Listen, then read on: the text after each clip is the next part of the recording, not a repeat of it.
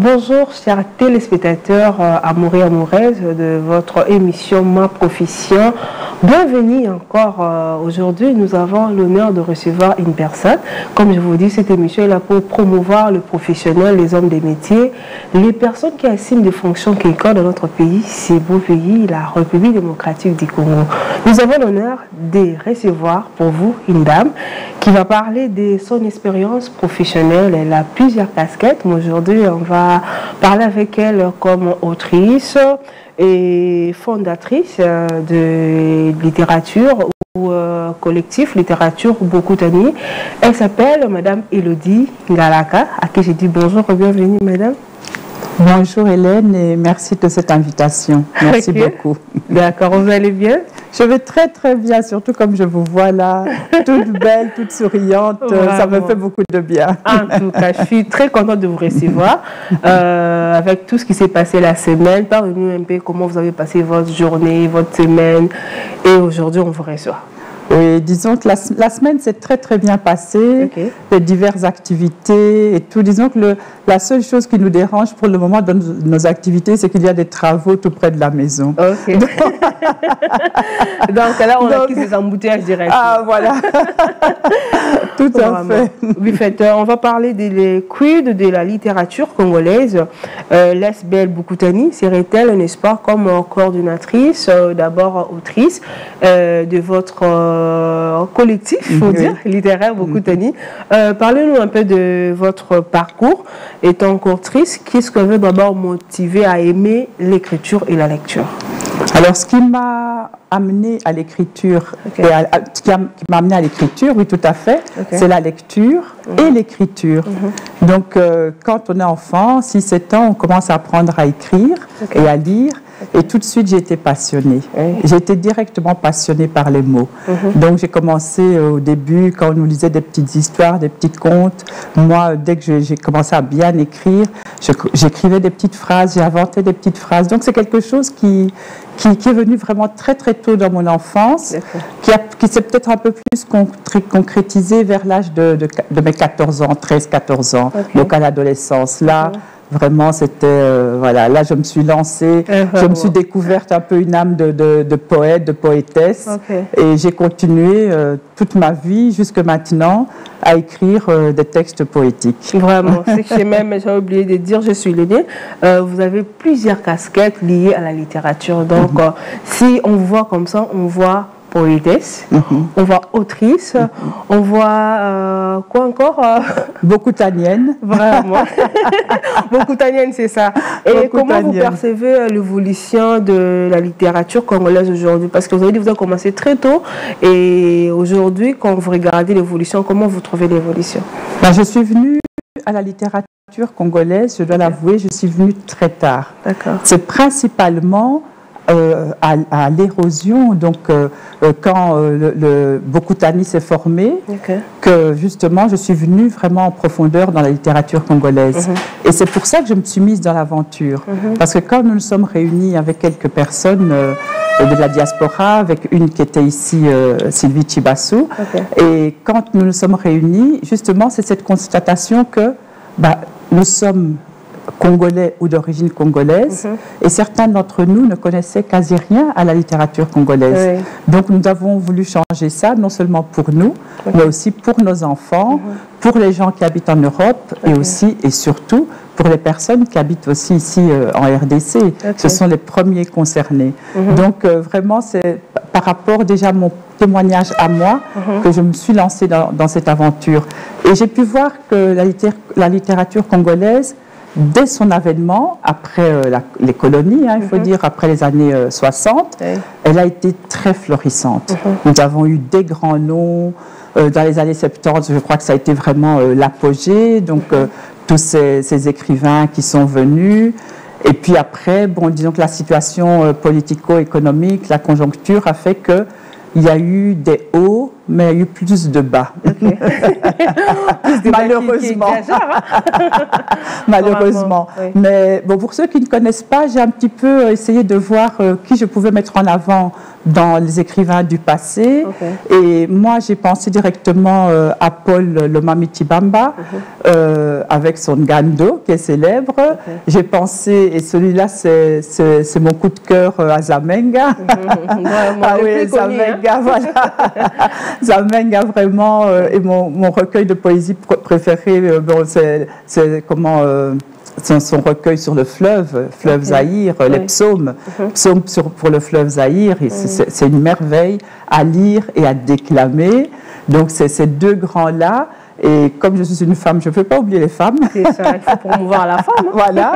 Et donc, il y a deux doyennes que je veux mettre en avant. Okay. C'est Clémentine Faïnzouji et Madame Elisabeth Moya-Tolande. Okay. Donc ça, c'est vraiment les deux doyennes. Ça, ce sont donc les auteurs qui, dès le départ, enfin, ils font partie des auteurs et autrices qui, dès le départ, ont vraiment donné des lettres de noblesse à la littérature congolaise. Il y en a beaucoup d'autres que je n'ai pas le temps de citer ici, mais on voit aussi que malgré qu'il y a eu vraiment le bas, mais dans ce bas, il y a des pépites. Okay. Alors, les pépites, pour moi, il y a Fiston. Okay. Fiston, oui, là. Okay. Donc, pour moi, c'est vraiment moi qui aime aussi la déclamation. Il écrit, il y a Tram 83 que j'ai beaucoup aimé, et il déclame ses textes d'une façon, et Kassala pour mon Kaku, c'est une merveille. Il y a Blaise Ndala, que j'ai découvert via Bokutani, justement. J'ai découvert Blaise Ndala, et puis, qui je peux citer, bon, chez les écrivains, les jeunes écrivains, Sinzo Anza.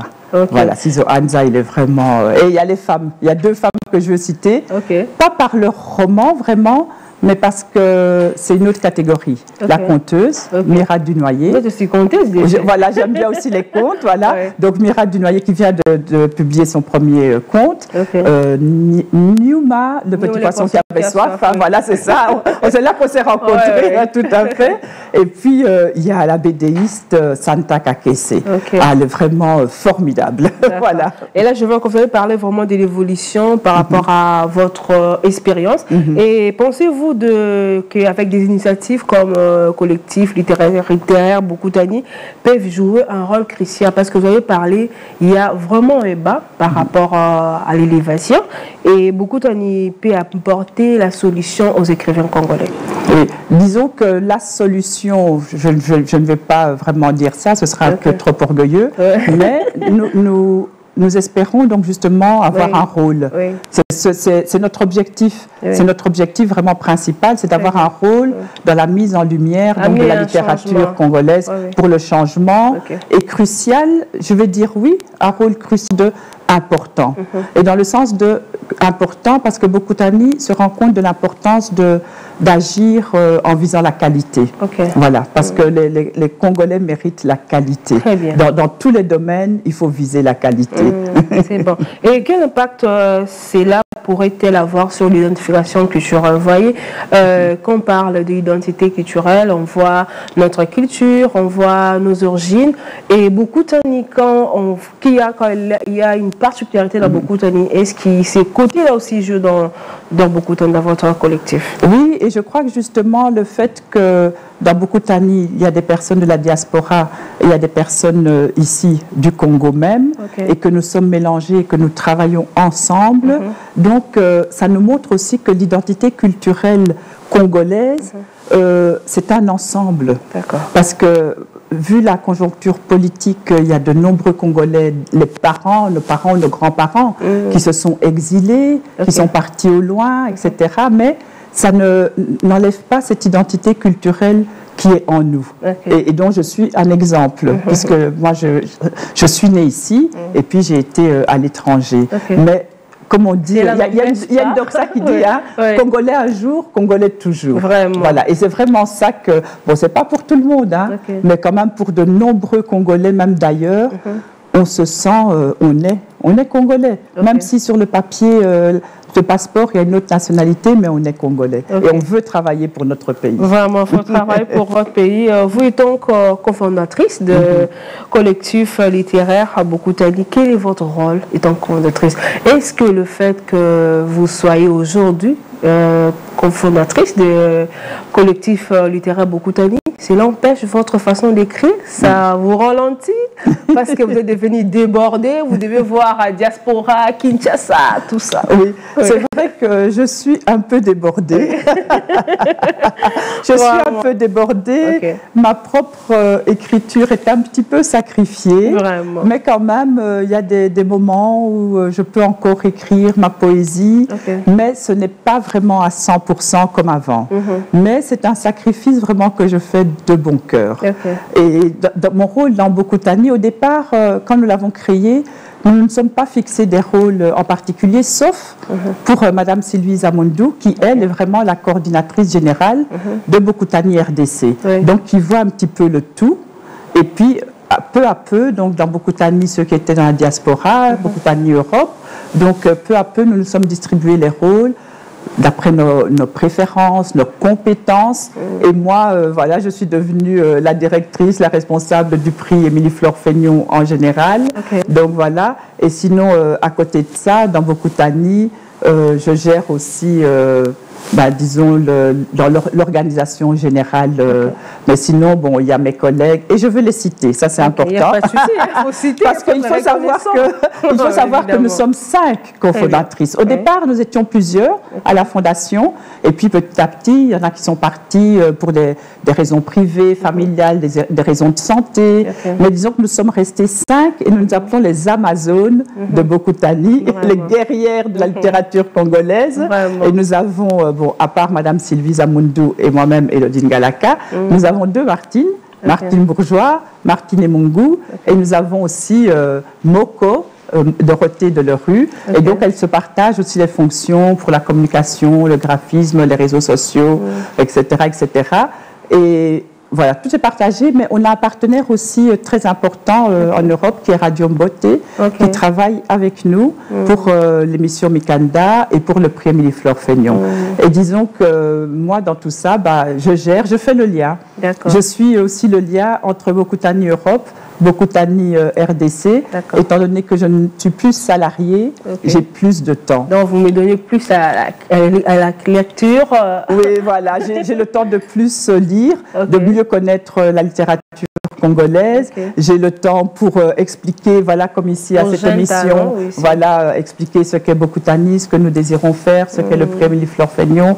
Donc tout ça, c'est un travail qu'il faut faire. Et c'est vrai que ma propre écriture en souffre pour le moment parce que nous n'avons pas encore trouvé un rythme de croisière. Nous sommes encore un jeune collectif, mais nous voulons encore monter et avoir beaucoup de personnes qui nous soutiennent, des personnes qui viennent nous aider. Et justement, on a dans Bokutani, dans la base, on a trouvé une jeune pépite, Aurélie Mboti, et nous espérons qu'elle en amènera d'autres. En tout cas, avoir une cofondatrice comme ça, c'est bien. À tout moment, on cite leur nom, ça les encourage.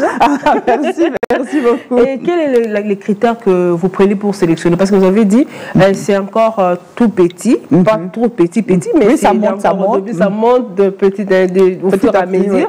Et quelle est la sélection ou bien le critère que vous prenez pour un écrivain qui se sent intéressé? J'ai dit, bon, je vais aussi adhérer collectif Bokutani. Comment vous sélectionnez? Alors, il y a 2 choses. Donc, pour être entre guillemets membres de Bokutani, nous avons nos réseaux sociaux et il suffit d'en faire la demande. Pour faire la demande, le critère principal, c'est d'être intéressé par la littérature, notamment la littérature congolaise. Voilà, parce que nous sommes vraiment centrés sur la littérature congolaise de la RDC. Pour adhérer donc à nos groupes, c'est vraiment le seul critère. Maintenant, à côté de Bokutani, à l'intérieur de Bokutani, nous avons notre prix Émilie-Flore Fénion, dont le lauréat reçoit quand même 1 $1000. Oh là là, je vais devenir écrivaine, moi. Ah bah voilà, vous pouvez tenter votre chance, il n'y a pas de souci, il n'y a pas de souci. Et le prix, il a lieu tous les 2 ans. Et nos critères, donc, pour la candidature des jeunes écrivains congolais, c'est justement, je veux dire, nous avons un règlement qui est remanié tous les 2 ans ou qui reste tel quel s'il le faut. Et dans il y a de nombreux critères, mais les principaux, c'est être entre 18 et 35 ans, inclus, d'être de nationalité congolaise ou d'origine congolaise, et surtout que le livre ait été publié les 2 années précédant le prix. Donc le prochain prix, la prochaine cérémonie de remise de comment le gagnant, de trophée. Des $1000. Voilà, des $1000. Ça sera en principe en octobre 2026. Donc les écrivains qui auront publié en 2024 et en 2025, ils sont éligibles pour qu'on sélectionne leurs livres. Donc voilà, mettez-vous à l'œuvre.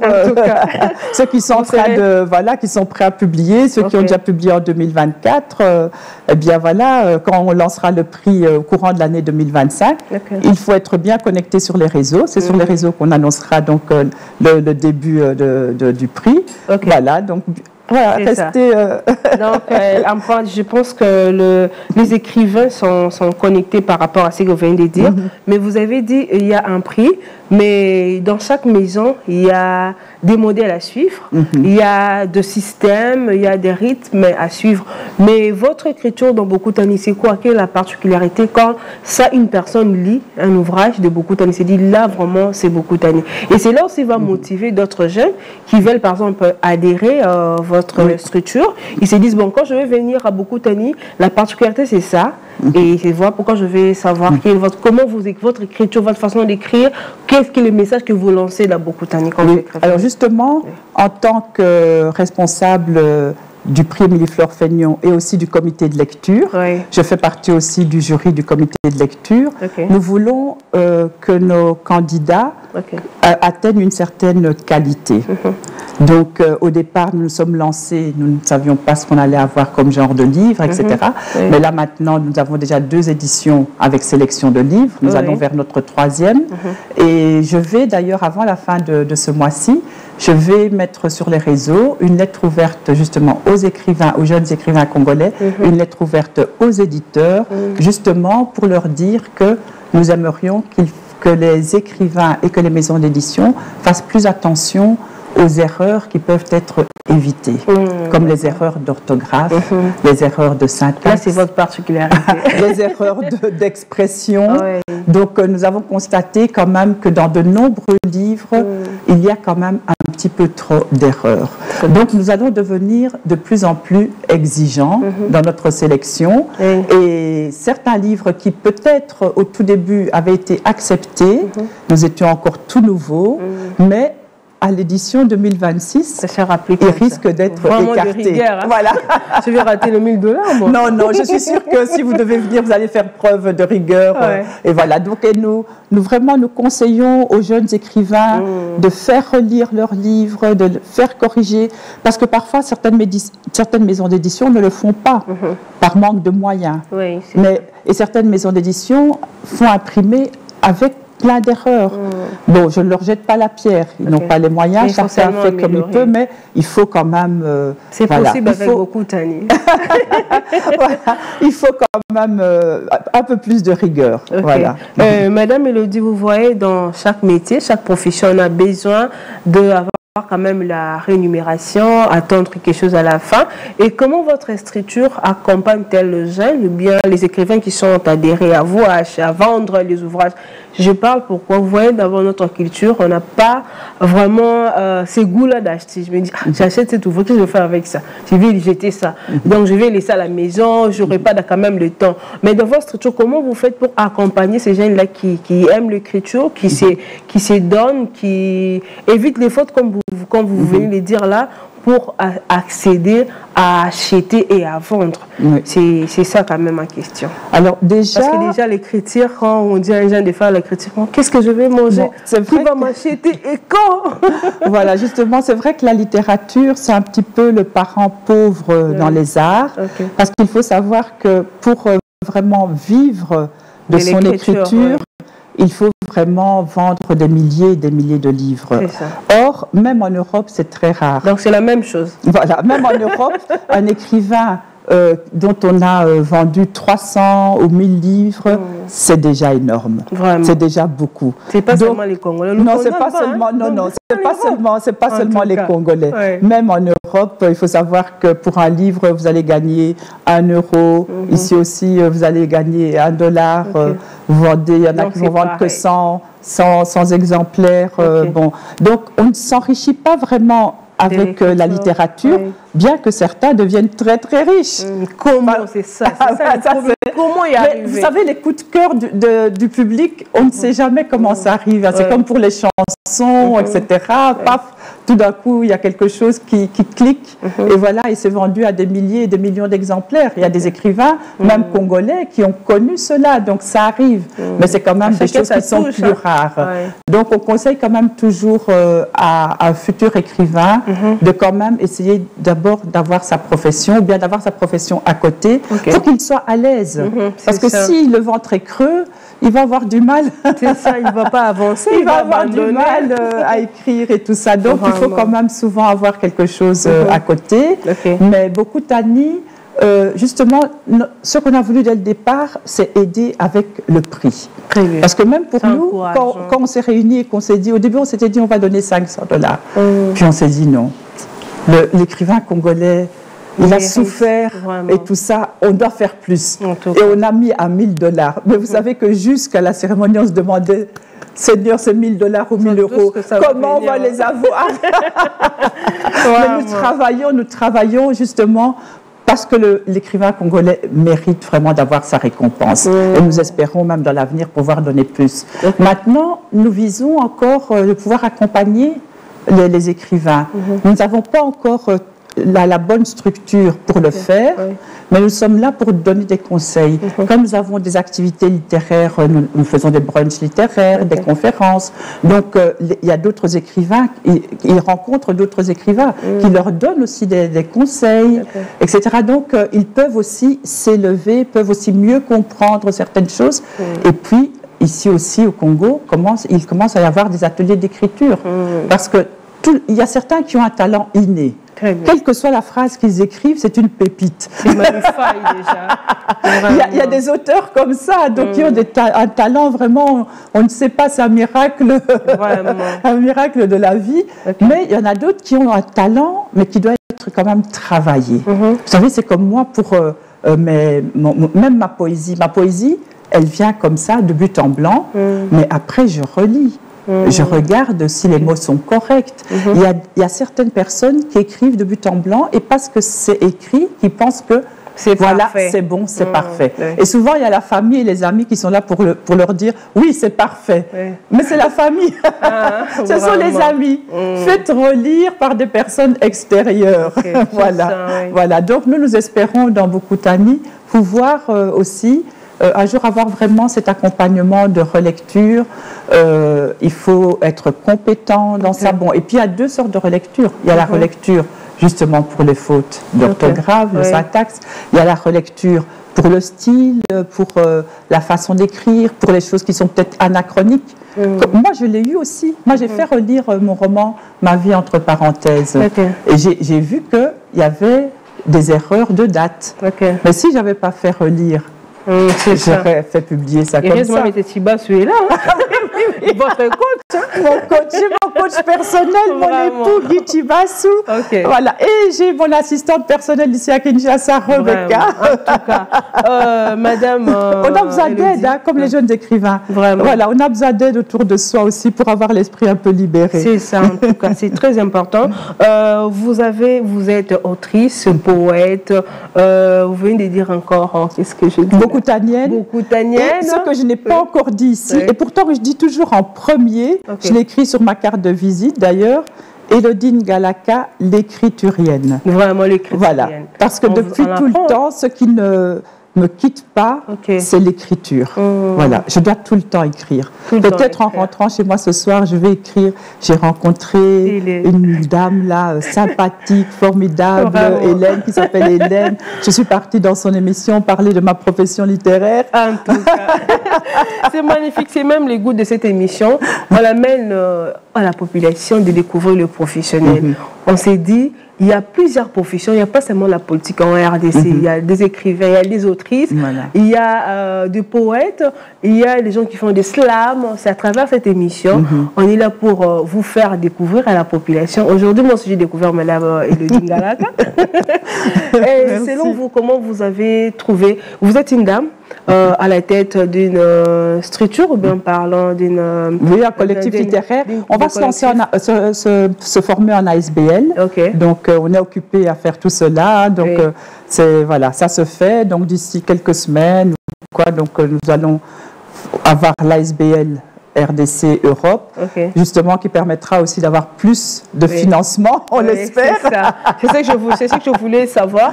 Comment vous avez réussi à surmonter de preuves?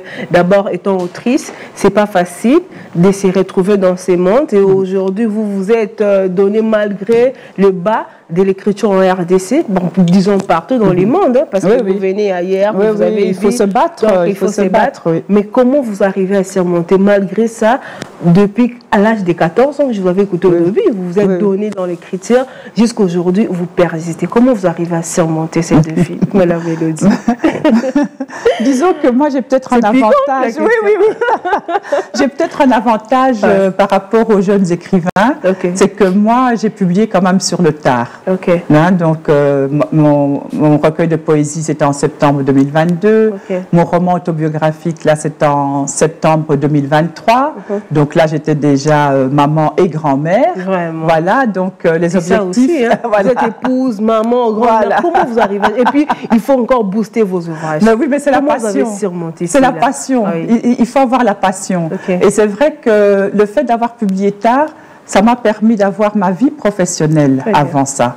Donc, j'ai eu plusieurs métiers dans l'administratif, dans la production. J'ai été assistante médicale. Mon dernier métier, j'ai été diplômée éducatrice spécialisée. Donc, je faisais des ateliers avec les enfants en pédagogie active. C'était un vrai bonheur. Donc là, j'écrivais, mais je n'avais pas le temps de faire autre chose à part écrire, voilà, faire mon métier et écrire chez moi à la maison. Je n'avais pas de temps pour autre chose. Donc en 2010, il peut passer, je suis dans une nouvelle partie de ma vie. L'avant était merveilleux, le maintenant est peut-être encore plus merveilleux. Donc voilà, chaque jour, en fait, devient de plus en plus merveilleux. Et quel conseil donnerez-vous, parce que nous sommes presque, on est en train déjà de citer. Ah bon? On a déjà fait les temps là-bas. Donc oh là là, mais avec vous, le temps passe vite, comme un éclair, c'est pas possible. C'est comme si on parle à la maison. Tout à fait. Quel conseil donnerez-vous à un jeune écrivain qui se donne à l'écriture, qui se dit, bon, en tout cas, malgré les hauts, malgré les bas, malgré ça avance tout doucement, je vais seulement me donner à l'écriture, je vais seulement être poète, je vais seulement être écrivain, je vais être beaucoup coutanier, par exemple. Quel conseil vous? Alors moi, je lui dis à cet écrivain, à cette écrivaine, donc en pleine jeunesse, je dis, si tu es passionné, reste passionné, tu y arriveras. Tu y arriveras, quoi qu'il arrive, tu y arriveras. Donc, renseigne-toi, va frapper aux portes, n'hésite pas. Et puis surtout, dans ton travail, écoute ce que les gens te disent, mais reste toi-même. Parce qu'il ne faut pas oublier, tu sais, il y a des gens qui vont vous dire oh, mais ton écriture, elle est trop ceci, elle est trop cela. Mais on écrit selon son cœur. On a son propre style. Il ne faut pas le changer pour quelqu'un. Comment j'aime les covos, hein. On peut s'améliorer, ça oui, mais il ne faut pas changer pour d'autres personnes. Il faut rester passionné. Et quoi qu'il arrive, il faut être... on parle beaucoup de résilience. Il faut aussi avoir la résilience grâce à sa passion. Donc ça, vraiment, je conseille, travailler, travailler, travailler. Et je dis aussi toujours aux jeunes, je vais le répéter aussi, il faut savoir que tout écrit n'est pas destiné à être publié. Moi, quand j'ai publié mon recueil, j'avais tellement d'écrits. Mais il y a plein d'écrits où j'ai vu, non, ça, voilà, ça, je ne vais pas le publier. Ah, ça a un intérêt aussi pour le public. Ça, je vais le faire. Et parce qu'on me fait déjà les signes, là, c'est Steve Boyamba qui me stresse quand je viens en retard, quand je finis en retard. C'est ça la vie, c'est ça la vie. Et puis, on a toujours un chef au-dessus de soi. Moi, c'est Monsieur Kitibasu. Je vous dis. À mon coach. Comment vous contacter, comment avoir vos nouvelles, comment voir le projet que vous avez dit par rapport à le prix là, qui sera 2026, comment être en contact avec Alors, pour les jeunes qui sont sur les réseaux, les moins jeunes qui sont sur les réseaux, c'est très facile. Restez connectés à nos réseaux, la page Bokutani, le groupe Bokutani. Nous avons aussi l'Instagram Bokutani. Donc, sur les réseaux, nous sommes là. Il y a l'actualité qui est actualisée à chaque fois. Et pour... moi, je suis aussi disponible. Quand on m'envoie des messages sur les réseaux, je réponds. Parfois, il faut quand même un peu la patience. Hein, parce qu'une fois, j'ai eu un message, je n'avais pas le temps de répondre. J'ai répondu après une semaine. Et quand je suis partie voir je suis partie pour répondre, j'avais déjà été insultée. Vous êtes trop fière. Oui, comment vous ne répondez pas? J'ai dit, s'il vous plaît, jeune homme. C'était un jeune homme. Je dis, s'il vous plaît, laissez-nous le temps de répondre. Vous n'êtes pas toute seule. C'est ça. Donc, je vous demande, laissez-moi le temps de répondre. Et ici, à Kinshasa, on peut toujours m'envoyer un message WhatsApp. Donc, je vais donner mon numéro. C'est le 843 098 514. Et je dis bien message WhatsApp, justement parce que, étant fort occupée, les appels, voilà, surtout des numéros inconnus, je vais peut-être pas le prendre, tandis qu'un message WhatsApp, je peux accepter, je lis le message et je réponds. Voilà. Là, je lis le message et je réponds, donc il n'y a pas de souci. En tout cas, nous sommes à la fin. Je ne sais pas si vous avez autre chose à rajouter parce que nous sommes vraiment à la fin. Oui. Vous voulez, alors, restez passionnés, venez découvrir, redécouvrir, restez connectés avec la littérature congolaise. Bokutani est là pour vous, Elodie Ngalaka est là pour vous. J'ai oublié que mes livres, vous pouvez aussi les avoir via l'AESH RDC. Merci beaucoup. C'était un vrai plaisir de vous recevoir, Madame Elodie.